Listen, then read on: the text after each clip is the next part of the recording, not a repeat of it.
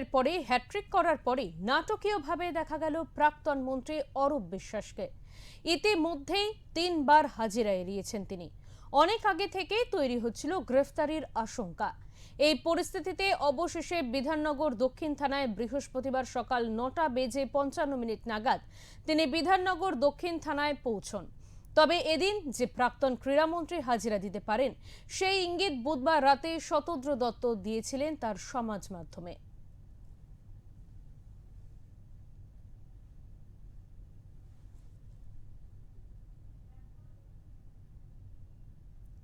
বুধবার মেসির হ্যাট্রিক করার পরেই নাটকীয়ভাবে দেখা মিলল প্রাক্তন মন্ত্রী অরূপ বিশ্বাসের।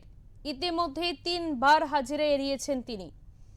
অনেক আগে থেকেই তৈরি হচ্ছিল গ্রেফতারির আশঙ্কা। এই পরিস্থিতিতে অবশেষে বিধাননগর দক্ষিণ থানায় বৃহস্পতিবার সকাল 9:55 নাগাদ তিনি বিধাননগর দক্ষিণ থানায় পৌঁছন।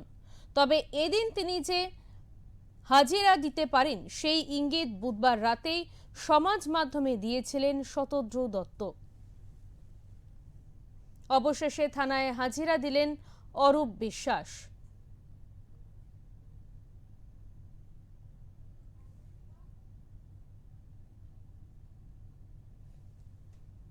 বুধবার মেসের গোলের পরেই হ্যাট্রিক করার পরে নাটকীয়ভাবে দেখা মিলল প্রাক্তন মন্ত্রী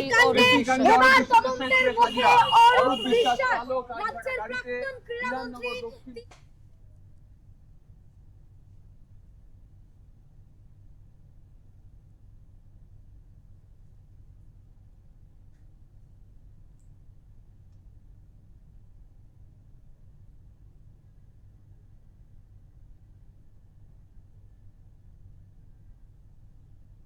বুধবার মেসির গোলের হ্যাট্রিক করার পরে নাটকীয়ভাবে দেখা মিলল প্রাক্তন মন্ত্রী অরূপ বিশ্বাসের।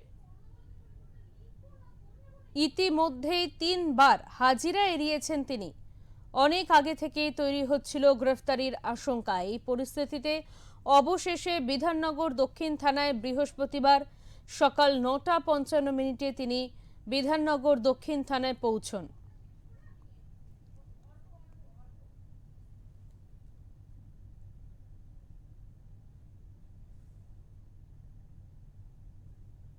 তবে এদিন তিনি যে হাজিরা দিতে পারেন সে ইঙ্গিত বুধবার রাতেই সমাজ মাধ্যমে দিয়েছিলেন শতদ্র দত্ত।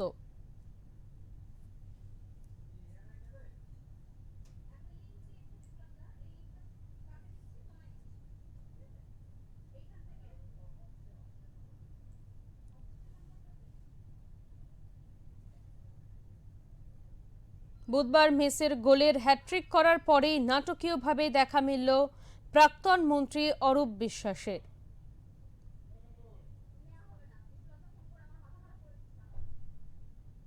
ইতিমধ্যেই 3 বার হাজিরা এড়িয়েছেন তিনি।